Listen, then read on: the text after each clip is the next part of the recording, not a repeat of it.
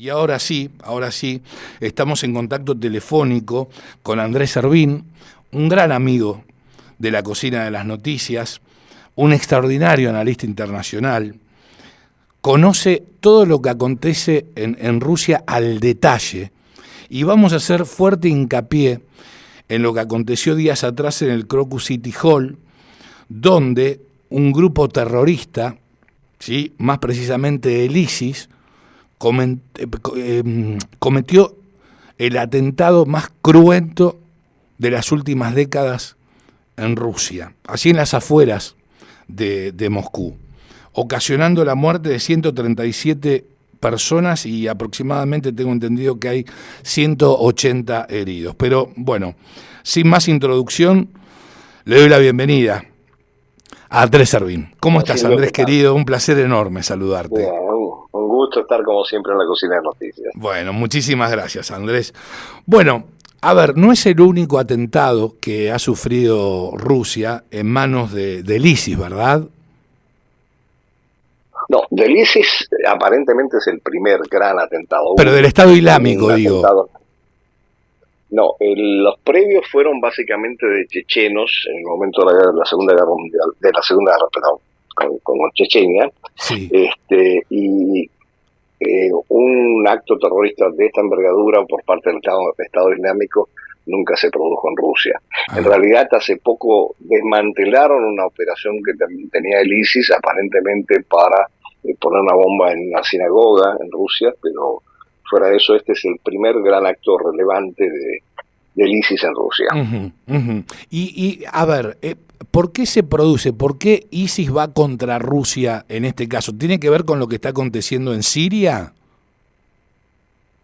Sí, justamente, porque bueno, en la medida que ISIS fue acorralado tanto por Rusia como por Estados Unidos también en la guerra en Siria, el ISIS prácticamente en Siria se desmanteló, pero fragmentos del ISIS fueron asentándose en otros lados, entre otros lugares Afganistán, donde a pesar de que tienen una confrontación con los talibanes, el ISIS Jorazán se convierte en un centro de operaciones internacionales de terrorismo principalmente.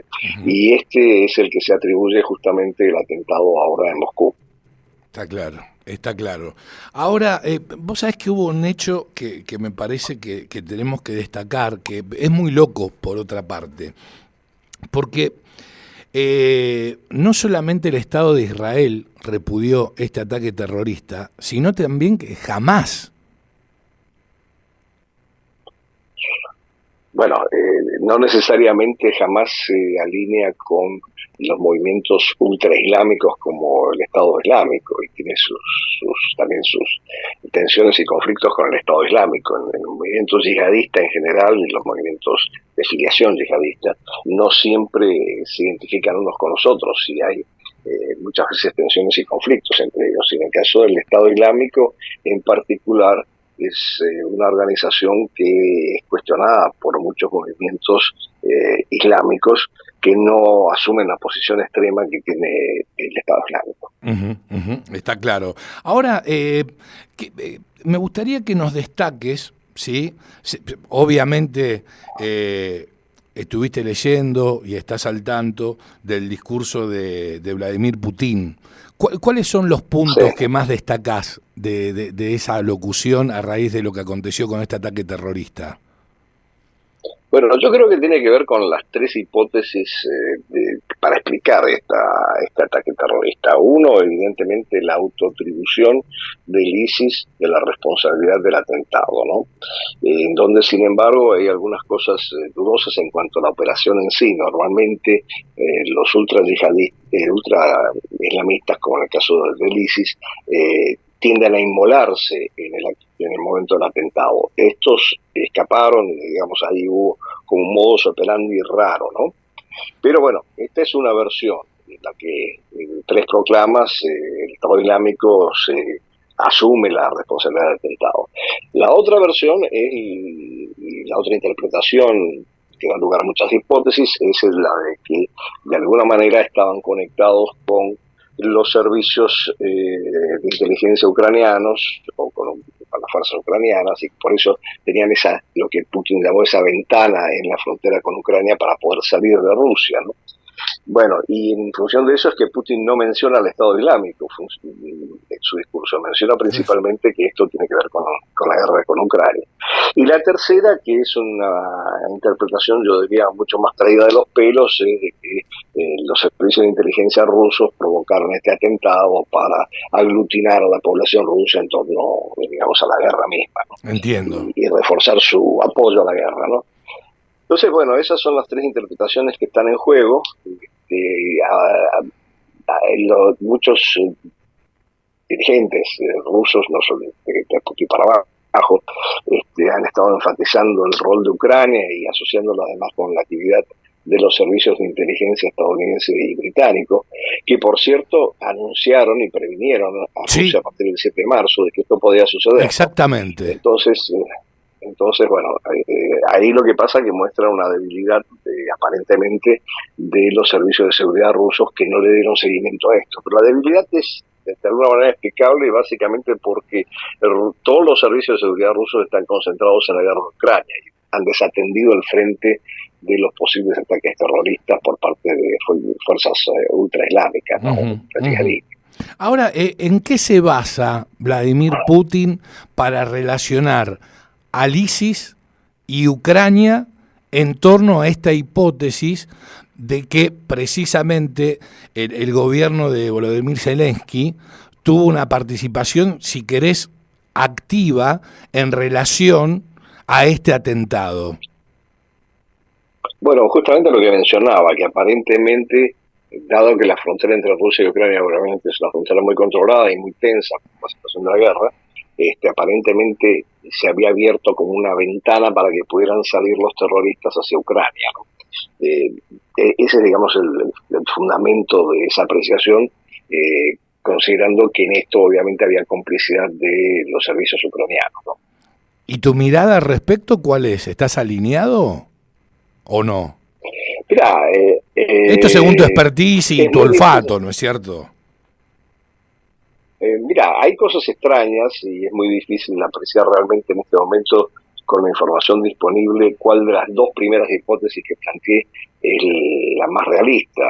Por un lado sí tenemos la proclamación del ISIS en 3 anuncios que ha hecho, pero por otro lado también esto le ha dado pie, y ahí no sabemos si realmente hubo una participación de Ucrania o no, pero sí le ha dado pie a Putin para amenazar con actuar mucho más drásticamente, y de hecho se ha desencadenado una serie de ataques en el día de hoy, ¿no? Sí, con Ucrania, drones, ¿no? Infinidad de misiles. Sí, como reacción y como además preparación de lo que probablemente va a ser la ofensiva rusa en abril, que es la que aprecian todos los servicios de inteligencia que va a suceder. Y con respecto a esto que nos comentás, que me acabas de comentar hace instante, esta escalada en torno a la guerra de Rusia contra Ucrania, y en el mes de abril digo que aparentemente va a ser más potente, ¿no es cierto? Digo, Sí. ¿qué se busca? Finalmente destruir a Ucrania y tomar, digamos, el gobierno ucraniano por parte de Rusia ya definitivamente en abril para destruir todo. No, a ver, yo, y esto es una opinión muy personal, desde luego, pero yo opino que Rusia no busca ocupar Kiev, sí posiblemente busque derrocar a Zelensky, cambiarlo por un gobierno más amigable con respecto a Rusia, pero más allá de eso, la aspiración territorial rusa no llega, a mi manera de ver, hasta Kiev, sino que principalmente quiere generar un avance en la zona del Mar Negro, ocupando Odessa y conectando con Transnistria, donde también hay tropas rusas, y de esa manera convertir a Ucrania en un estado mediterráneo con poca salida al Mar Negro, ¿no? Entiendo. Habría que ver cómo se van a desarrollar los acontecimientos en abril y por dónde viene la ofensiva, pero yo personalmente no creo en la hipótesis de que Rusia aspira a la eliminación total de Ucrania. Lo Ujú. que aspira es una depuración de Ucrania y al alejamiento de Ucrania, o por lo menos la proclamación de Ucrania como un país neutral que no se identifica o no se incorpora a la OTAN. Claro, es decir que la idea de Vladimir Putin es derrocar definitivamente a Volodymyr Zelensky. Bueno, Ah, Putin tiene una opinión de Vladimir Zelensky personalmente bastante desdeñosa, yo diría, y lo desprecia como un actor que no es un presidente, sino que sigue siendo un actor. sí. Y eso lo ha manifestado en algunos videos, ¿no?, que podemos ver. Ujú, ujú. Ahora, bueno, conocemos el enfrentamiento que existe entre los Estados Unidos de Norteamérica con Rusia debido, bueno, al ataque que se inició. ¿Hace cuánto ya esta guerra? ¿Cuánto tiempo pasó? Ya perdí la cuenta. Y estamos hablando de febrero del... Van 2 años y meses 2 años la y guerra. meses. Bueno, vos habías dicho que venía Sí, para largo esto, ¿no es cierto? Pero sí, sí, sí.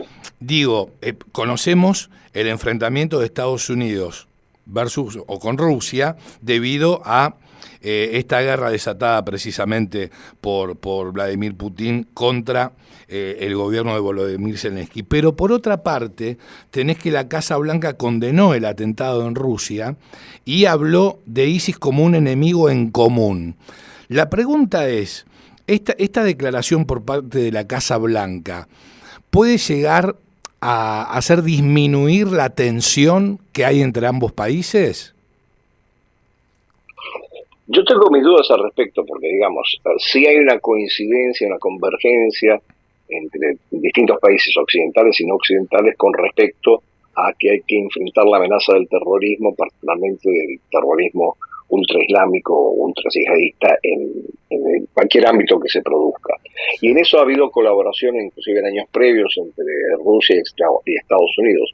Pero esto no anula la situación de expansión de la OTAN que provocó de alguna manera la reacción rusa y la aspiración de Putin de que Ucrania se convierta en Estado neutral.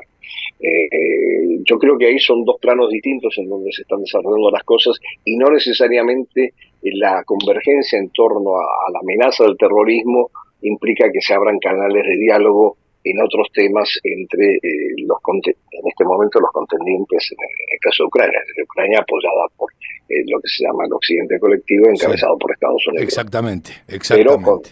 pero con dificultades ahora porque Estados Unidos no ha sido capaz por su dinámica política interna de aprobar más ayuda a Ucrania y los europeos están viendo de dónde rebuscan las capacidades como para apoyar a Ucrania en el enfrentamiento con Rusia. Ujú.